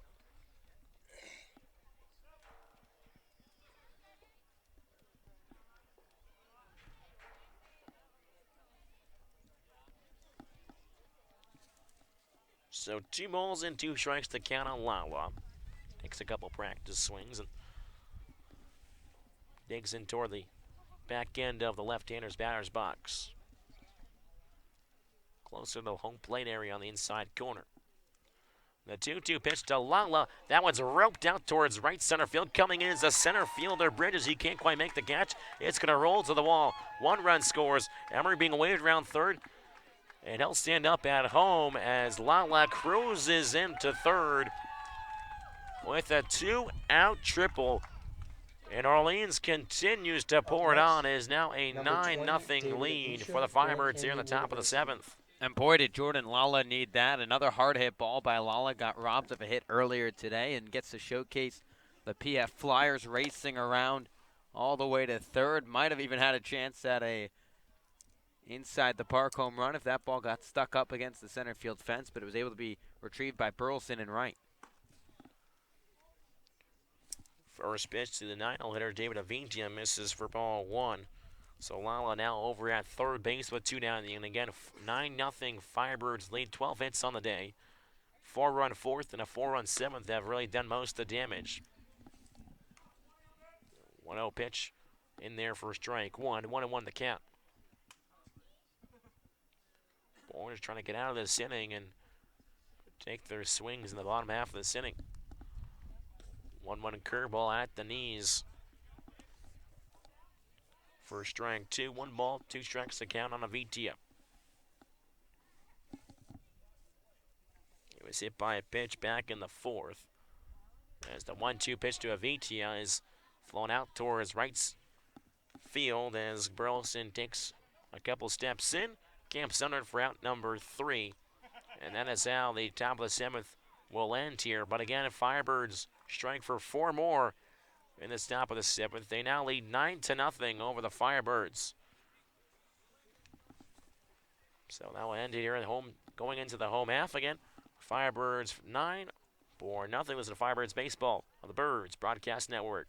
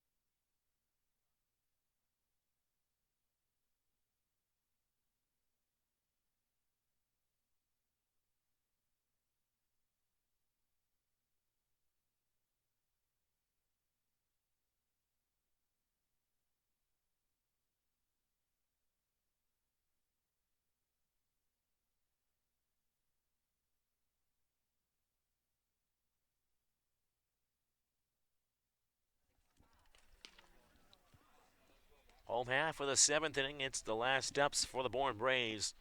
Need to put up a 9th spot here to continue this game. 19, They trail 9-0.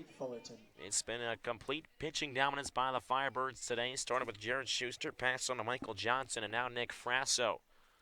The right-hander from Loyola Marymount will enter this game. They're trying to close things out for the Firebirds.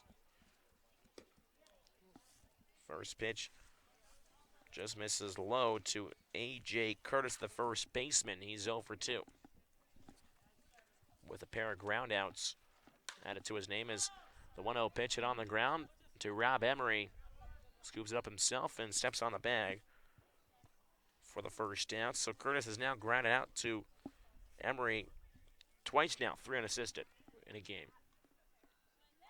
And also ground out to the second baseman, Zamora. So all 3 balls he has hit in play have gone on the right side of the infield.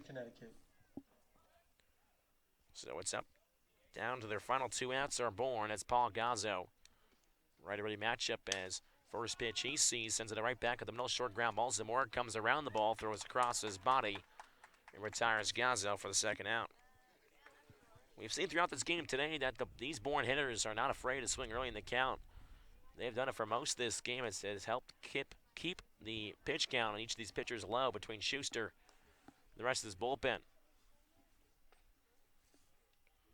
So final out of the evening now is Nina's Jake McKenzie, the left fielder, takes the first pitch fastball for strike 1. He's 0 for 2 as well. Again, the lone hits for Bourne have come from Alika Williams, the 2-man hitter, and Noah Bridges, a 9-hole hitter. Count is now no balls and 2 strikes on McKenzie. The 0-2 pitch fouls it back to the screen. Count is no balls and 2 strikes.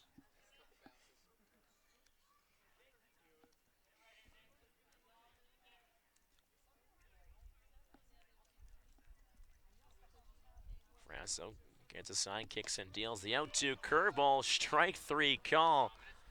Unbelievable curveball there used by Frasso. McKenzie knew it. He was walking out of the batter's box before the call was even made. Picture perfect curveball work there. No runs, no hits, no errors, nobody left on base. for Bourne here as they get shut out in this game one of the doubleheader by a score of 9-0. Just a flat-out pitching performance, or dominance, I should say, by Orleans. Started with Schuster, Johnson, and Frasso, pitching a scoreless 7th inning. And that is how game one will end. So the Firebirds have secured points in this doubleheader, which is always key in the June doubleheaders. You have to at least take 1 point away, and the Firebirds have done just so.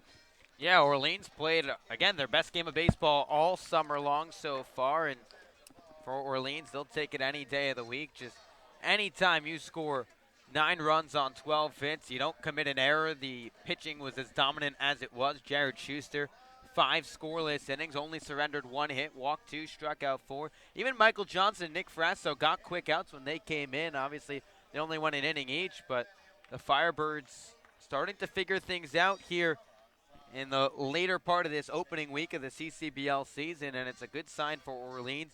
They got hits up and down this lineup. It wasn't just one guy like we've seen sometimes for this Firebird squad in the early going. They got hit, big performances from A.J. Lewis, Zach Kokoska, Tanner Murray, Max Trani, Josh Zamora, Rob Emery, Shea Whitcomb. Even Jordan Lala contributed a big knock with that 2-run triple in the 7th inning. So really, production 1 through 9. David Avidia throwing out a guy, and that's exactly what Kelly Nicholson wants and needs from this Firebird squad. If this Orleans team is going to make some noise, then looks like Scotty Gange is almost about ready to talk things over sideline. It was definitely for sure the most complete game we have seen this season in Orleans, as we'll now send it down to our sound reporter, Scotty Gange. Scotty, what do you got for us? Yeah, I mean, it's no surprise the Birds baller of the game today, Mr. Jared Schuster. 5 innings, 4 strikeouts, no earned runs. You looked phenomenal out there. How'd you feel? Thank you. I felt really good. David helped me out a lot, stole some strikes for me, and my defense is great behind me, so it always helps. You mentioned your defense was great. You know, lots of fun plays to see out there. Does that help you out on the mound, make you feel a little more comfortable when they're making plays like that? Yeah, definitely. It shows that even if I get in trouble, they'll make plays behind me to help me out. Of course, 9 runs today, but in your first 3 innings, it was a quick game. It was a 0-0 ball game. What changed from the 3rd inning to the 4th after the team put up the 4 spot for you? I think our guys just got to their guy. They saw him a second time around, and so they got to him. It's evident these guys are having fun here. Are you having fun playing with all these guys, even though you just met a lot of them? Yeah, definitely. We're all getting closer and becoming good teammates to each other, so it's a lot of fun so far. Your dad was out here today on Father's Day. You have a special message to your dad. How much fun, or first off, how much fun is it for him to watch you play? It's a lot. I mean, we grew up in Massachusetts, so I've always wanted to play in the Cape, so probably means a lot. Special message to him and to all the dads out there for you. Happy Father's Day. Happy Father's Day, Jared Schuster, the Birds baller of the game. Congratulations, man. Thank you. Guys, we're going to send it back to you. And thank you, Scotty. That was our sign reporter, Scotty Gange, alongside Jared Schuster, our Birds baller of the game. And he for sure deserved it. Pitched a Father's Day gem in front of his family, of course, from New Bedford, not far off the Cape to make the trek down here to Bourne, especially in Bourne, just on the Cape, just over the bridge. So it's, again, one of the probably the best performance all around the Firebirds have delivered this year, and it ends in a shutout of the Bourne Braves. Again, game 2 will start about 45 minutes from now. Around 5:40, 5:45 will be first pitch for game 2. So until then, we'll step aside again. Firebirds defeat the Bourne Braves here in game 1 by a final score of 9-0. Again, 9 runs, 12 hits, no errors for the Firebirds. Bourne with no runs, 2 hits, 1 error.